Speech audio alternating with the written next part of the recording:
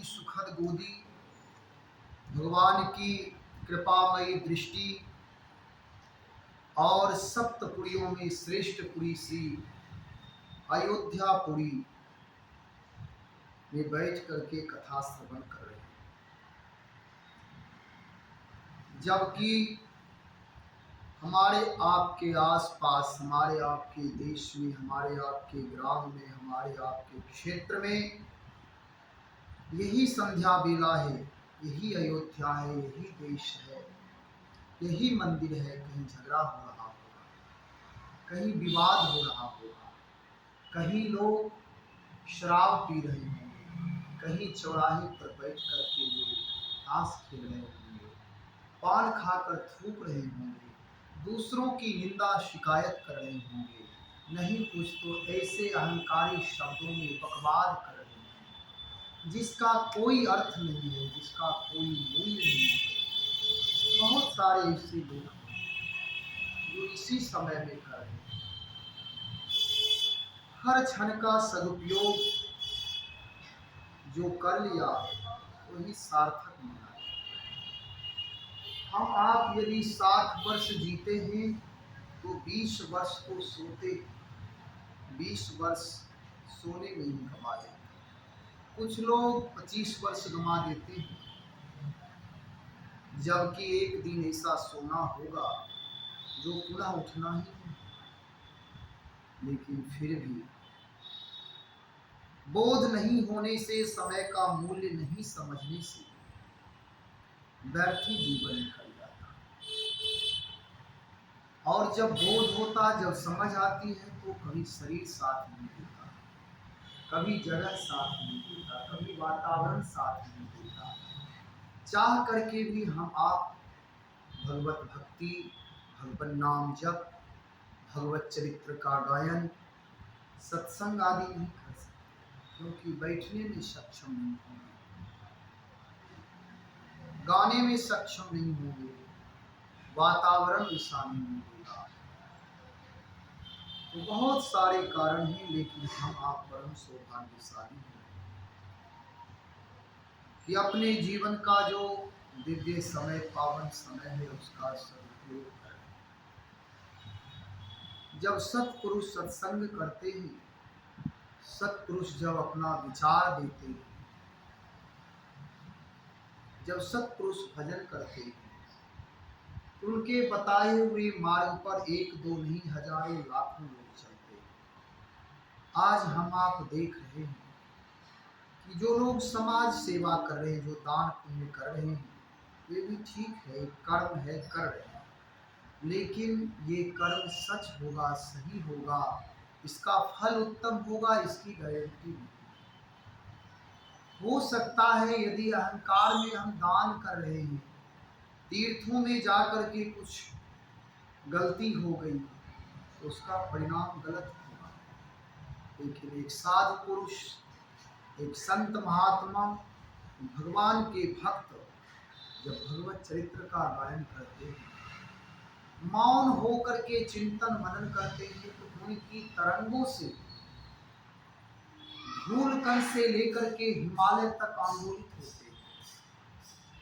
ये समर्थता है ध्यान शब्दों में। मुझे लगता है कि अभी कथाएं बहुत हो रही हैं। जितनी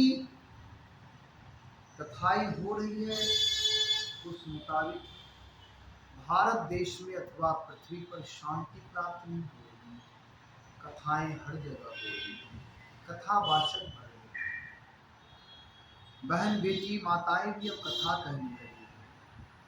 लेकिन जब देखा जाए कि क्या जिस मात्रा में कथा की वृद्धि हुई, उस मात्रा में हमारे जीवन में सतोगुणी की वृद्धि हुई, हमारे समाज में सामंजस्य हुआ है?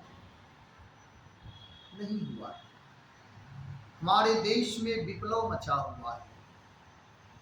नक्सलवाद, आतंकवाद, परिवारवाद, जातवाद, सारी चीजें चरम सीमा पर है। मानवता की जो एक मिसाल होना चाहिए, मानवता का पुजारी कोई नहीं मिल रहा।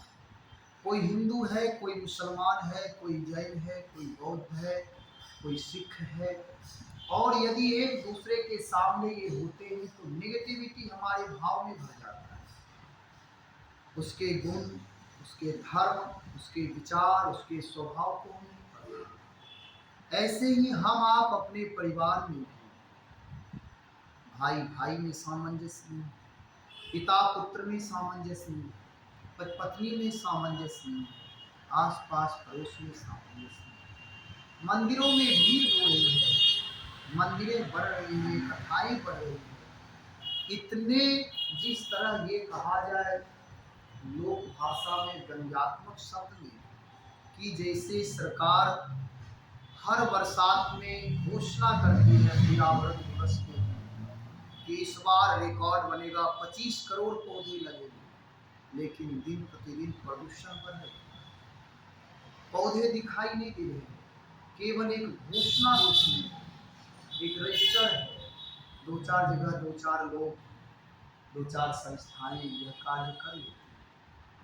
आज सफलता को ही आभूषण बना करके सोशल के माध्यम से सरकार झूठा प्रचार कर लेता है। ऐसे ही हम आप सब कथा कहते भी हैं, सुनते भी हैं, मंदिर जाते हैं, पूजा करते, पाठ करते, लेकिन ना भाषा में शुचिता है, ना व्यवहार में शुचिता है, पवित्रता है, शुद्धता है, ना रिश्ते में कोई प्रेम दिखाई दे रहा है, कहीं कुछ दिखाई नहीं दे रहा है।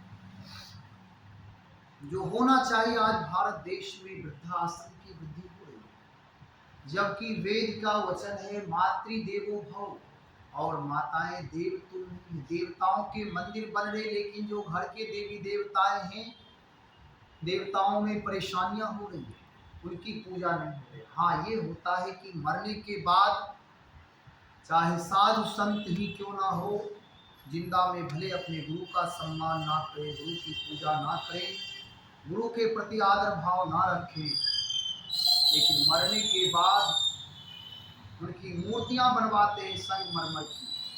हमारे आपके घर में भी माता पिता के लोग चित्रपट लगा लेते हैं और ये सब कह करके अपने आप को धोखा देते हैं, जबकि भारत में वृद्धाश्रम अभिशाप है। जितने भी बढ़ रहे हैं वृद्धाश्रम, ये अभिशाप ही है। दिन प्रतिदिन अनाथालय बढ़ रहा है, वृद्धाश्रम बढ़ रहे हैं, ये सब हमारे देश की शोभा नहीं है। पुलिस स्टेशन बढ़ रही है, पुलिस चौकी बढ़ रही है, पुलिस की संख्या बढ़ रही है, ये सब भारतीय संस्कृति के अनुसार हमारे देश में ये सब नहीं होना चाहिए। ऋषियों का देश है, आज है हॉस्पिटल बढ़ रहे हैं, धर्म के नाम पर लोग, जहाँ साधु संतों को लोग महात्मा कहते हैं, धर्मात्मा कहते हैं, डॉक्टर को लोग भगवान कहते हैं, लेकिन वहाँ भी शोषण ही हो रहा है, वहाँ भी धोखाधड़ी ही चल रहा है। मंदिर सब जाते हैं, सत्संग भी करते हैं, कथाएं भी हो रही है, जवान भी बढ़ रहे हैं, पैसे भी बढ़ रहे हैं, सारी चीजें हो रही है, लेकिन परिवार में, रिश्ते में सामंजस्य नहीं हो रहा है, मनुष्य का निर्माण नहीं हो रहा है, विकास के नाम पर विनाश की यात्रा बढ़ रही है। तो फिर ये कथाएं, ये सत्संग का जितना लाभ होना चाहिए वो नहीं हो रहा है, हम आप कर रहे हैं, करना चाहिए। कुछ लोग कहते हैं चलो समय व्यर्थ बीतेगा तो सत्संग कर, लेकिन जब तक कथावाचकों का चरित्र का निर्माण नहीं होगा तब तक श्रोता पर शब्दों का प्रभाव नहीं पड़ेगा। हमारे यहाँ के महात्मा कहते हैं और हम भी कहते हैं कि जब हम बाहर जाते हैं, कोई मुझे यदि अयोध्या के लिए मिट्टी भी दे दे तो हम कोशिश करते हैं कि अयोध्या पहुंचा दें।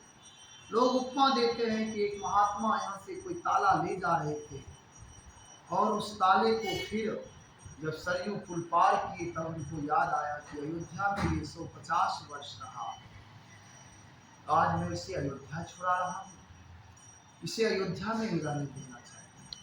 कथाओं में तो ये चर्चा होती है, लेकिन जब हमारी आपकी बारी आती है तो हम उस जगह क्रॉस हो जाते हैं।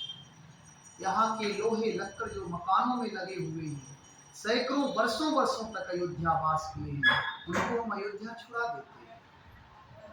जो हम बोल रहे हैं, जब तक इन शब्दों के ऊपर खड़े नहीं उतरेंगे तब तक इन शब्दों का प्रभाव नहीं पड़ेगा। हम भले ही कहते रहें, कथावाचक बन करके चिल्लाते रहें, लोगों का उद्बोधन करते रहें, लेकिन जब तक स्वयं संस्कारी नहीं बनेंगे, जब तक स्वयं अपने बातों पर सत्य नहीं उतरेंगे, तब तक ये बातें लगेगा नहीं। एक महात्मा जी थे, उनके पास एक माँ बेटा दोनों पहुंचे और महात्मा जी से माँ कहे, महाराज जी आप तो त्रिकालदर्शी हैं, आप अनुभवी हैं, मेरे बेटा में एक बुरी आदत है। महात्मा की क्या बुरी आदत है? तो इसे डॉक्टर मना किया है कि आप मीठा नहीं खाओ, परंतु इसकी बुरी आदत ऐसी है कि ये मीठा छोड़ता ही नहीं। दिन प्रतिदिन इसकी वृद्धि हो रही, स्वास्थ्य खराब हो रहे, ये प्रभावित हो रहा है, औषधि काम नहीं कर रही है। तो क्या किया जाए? महात्मा के एक सप्ताह बाद लाना, इतना दिन बीता ही तो एक सप्ताह बाद लाना। और वे महात्मा के पास दोबारा जब ले गया, महात्मा जी के बेटा शक्कर नहीं खाया, जानते हो ये चीनी कैसे बनते हैं? जानते हो ये चीनी में कितनी गंदगियां रहती है? आप गूगल पर सर्च करके देखो कि चीनी कैसे बनता है, चीनी कैसे शुद्ध किया जाता है, चीनी में किसकी मात्रा अधिक होती है जो हमारे शरीर के लिए उससे पॉइजन है। इसलिए बेटा नहीं खाया करो, शक्कर नहीं खाना चाहिए। इस तरह से महात्मा समझाए तो महात्मा वही बालक की माँ कही, महाराज जी जब इतना ही, मुझे तो लगा कि आप कुछ झाड़ फूक लगाएंगे हमारे बच्चों को, अथवा आप कोई जड़ी बूटी देंगे, अथवा कोई ताबीज आप देंगे, कोई विभूति देंगे। आपने दिया कुछ नहीं, केवल इतना ही करना था, तो फिर आप उस दिन ही कर देते। मेरी इतनी लंबी यात्रा, वहां से दूर से मैं आया, आज उस दिन आप करें। महात्मा जी ने सच कहा कि देखो एक सप्ताह पहले तो मैं भी शक्कर खाया, लेकिन जब मेरे पास ये आया, आप जब आई, तो मुझे लगा कि मैं जब कहूँ और मैं वही कर रहा हूँ। परमात्मा नहीं देख रहा है, दुनिया नहीं देख रही, लेकिन हमारे हृदय में जो परमात्मा बैठा है, जो मेरी अंतस चेतना है, वे हमें टटोल कर बता रही है कि तुम भी कह रहे, तुम भी खा रहे हो। यदि मैं कहता ये बेईमानी होता, ये छल होता, ये मेरी क्षुद्रता होती, ये मेरी लघुता होती, ये धोखाधड़ी। इसलिए मैंने आज 7 दिन तक आत्मानुसंधान किया और बुरी आदत का परित्याग किया। उस दिन यदि मैं कहता, उन बच्चों के ऊपर इसका प्रभाव नहीं, और आज मैं कहा अब इनके ऊपर प्रभाव पड़ेगा, और सच में प्रभाव। ऐसे ही हम आप सब जब तक आत्मनिर्माण नहीं करेंगे, व्यक्ति का निर्माण नहीं होगा, तब तक समष्टि का निर्माण नहीं। हम बदलेंगे, युग बदलेगा, और इसके लिए बहुत भीड़ लगा करके प्रयास नहीं करना होता है। प्रयास को मुझे ही करना होगा। यदि हम करना शुरू कर दें, हमारे आसपास रहने वाले वे भी उस स्वभाव से, उस सत्य भाव से, उस सुचिता से, उसकी सुगंधी से वे भी प्रभावित होंगे और वे भी करेंगे। इसलिए केवल कहानी से कुछ नहीं, कहने वाले तो दिन भर। आप गोस्वामी जी कहते, भैया कलयुग की ये स्थिति है, ब्रह्म ज्ञान बिनु नारी नर करे न दूसरी बात। कल का एक वीडियो आया है, एक इटावा का, उत्तर प्रदेश में इटावा जगह है, वहां 2 लोग कथा करने के लिए गए। वो दोनों एक जाट या कोई थे, एक यादव था। वे पहले बौद्ध बना, बौद्ध में देखा कि समाज में कोई काम नहीं हो रहा है, आमदनी नहीं हो रही, तो फिर वे ब्राह्मण बना। उसका आदमी कहा, दोनों मित्र विचार किया कि देखो हम संगीत जानते हैं, हम कथा कहेंगे, आप व्यवस्था करो, सेटिंग करो। कहा ठीक है, क्या बने? तो वे तिवारी बन गया, ब्राह्मण बना। और वे तिवारी ब्राह्मण बन करके आधार कार्ड भी अपना बनवा लिया, सब चीज कर लिया तिवारी नाम से। गया इटावा, अभी परसों की घटना है, गया कथा कहने के लिए, और दोनों गया वहाँ कोई देख लिया या कोई, हाँ, जब वे पूजा करवाने बैठा यजमान को, भागवत जी पूजा, तो यजमान ब्राह्मण कुल के थे, पढ़े लिखे उतना नहीं थे, लेकिन ब्राह्मण तो ब्राह्मण है। कुछ तो बोध है ही पूर्व जन्म का उसका। वो जब मंत्र पढ़ना शुरू किया पूजा के सारे अशुद्ध, उसे संदेह हुआ। अच्छा, उसमें एक जो था व्यक्ति जो कार्यक्रम सेटिंग करता था, वो स्त्री का प्रेमी था। स्त्री से बात करना उसको बहुत प्रिय था, स्त्री से मिलने जुलने की बड़ी इच्छा होती थी उसकी। तो यजमान ये भी उसको तार लिए कि इसकी मनस्थिति कुछ और है। कथा शुरू हुई, संदेह हो गया कि ये ब्राह्मण नहीं हो सकता है, इसके चरित्र नहीं कह रहे ब्राह्मण।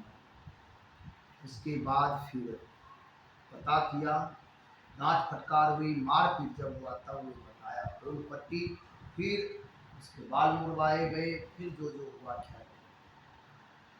कहने का मतलब ये है कि आज हम जो कर रहे हैं इससे देश नहीं सुधर रहा है, समाज में बदलाव नहीं आ रहे, और तब तक नहीं आएंगे जब तक स्वयं हम नहीं जागृत होंगे। कोशिश करना चाहिए कि हम आप कथा उतरने दें हृदय में, और जब कथा उतरे